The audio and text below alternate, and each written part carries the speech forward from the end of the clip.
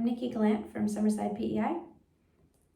Thank you for inviting me to speak today. I wish I could be there with you all. I love St. John's. Some of my favorite people are from there. Enjoy your time. I feel like I have 1,000 things to tell you, things I want you to know about my experience living with this thing, about the things I've learned along the way, about the theories floating around my head, about the best practices that should be in place for research and for clinical treatment that aren't, about the importance of airborne protections, about the science of how aerosol transmission works, since public health departments the world over have been unable to properly spread the information that would keep people safe from this thing we cannot name that is still circulating, still harming people. It truly never got the memo that the pandemic was supposed to be ended because a politician said so. It's still just out there living its best life in this 11th wave. I want you to know that the patient community is a resource, that there are an inordinate amount of driven, bright humans occupying the patient community spaces, and that they are worth listening to. We have insights that you wouldn't have thought of. We've read studies that haven't come across your desks.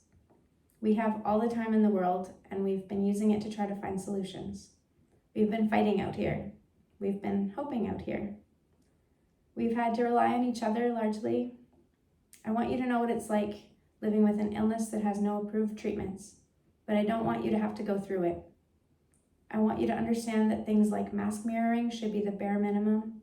I don't want you to ask your patients or your research participants if they want you to wear one. The power imbalance is too great. Yes, they do want you to, even if they say it's okay. They want you to be protected too. We all need your brains to be as intact as possible. This thing doesn't care who you are or that you've gotten along fine with it last time. It's Russian roulette every time, and your odds get worse, not better. I want you to find better words to use besides fatigue. I want it to be clear when folks are telling of their symptoms. Do they have the thing where they can't move their bodies because it feels like their limbs are encased in cement? Or do they have insomnia? Or do they have hypersomnia? Or do they have muscle weakness? Or do they have post-exertional malaise? These all get shoveled into the word fatigue, and it's been doing way too much heavy lifting. It's so important to be able to distinguish these things. We're never going to find effective treatments if we can't identify the issues, if we can't figure out the cohorts now or even later on because the research data has been muddy. And we need the right words in order to be targeting interventions accurately in the clinical setting too. I sat down to try to write this the other day.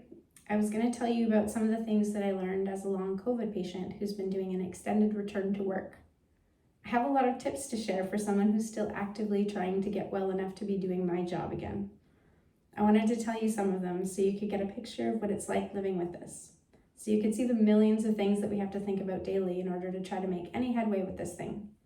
I wanted to tell you, but I had so many other things to share that it sprawled well past the 5 minutes that I've been given into a 30-minute speech. There's so much to say, and I'd barely even scratched the surface at the 30-minute mark. I want to tell you that while I've been lucky to have had great support from the medical practitioners that I've dealt with, that there are still many patients who don't feel heard when they seek medical attention. I want to tell you how much it takes out of us to seek medical support, even if our medical team is supportive. How just one appointment at the wrong stage can make our conditions deteriorate for the long term and possibly permanently. I want to tell you how my condition deteriorated steeply after an appointment, and how for months afterwards I could only be upright for such a small amount of time in the day that I had to eat while flat on my back. I want to tell you how frustrating it is to be a well-educated go-getter who had worked their way up to their dream day job and was also doing their dream side gig, and who's had that life abruptly stopped in its tracks.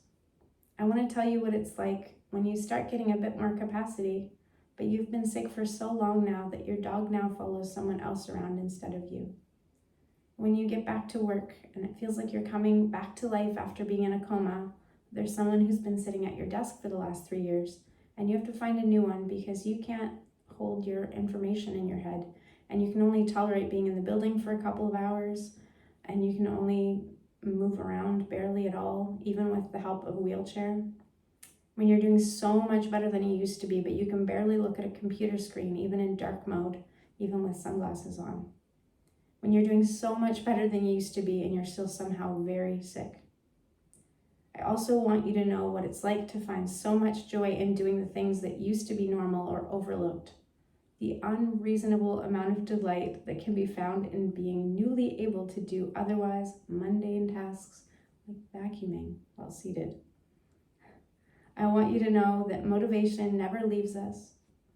Alexis M. on Blue Sky said, "Hope is not a balm for the reality of pain. It is a witness to it." The hope is always there, and it's not a cure. I'm really glad that you're all here. I'm really glad that you're all focused on this work. I know how hard this thing is. I know that it's hard on you too. We're complicated. We all present slightly differently. We're describing symptoms that don't fit neatly into a box. The standard tests don't offer you any guidance on how to help us.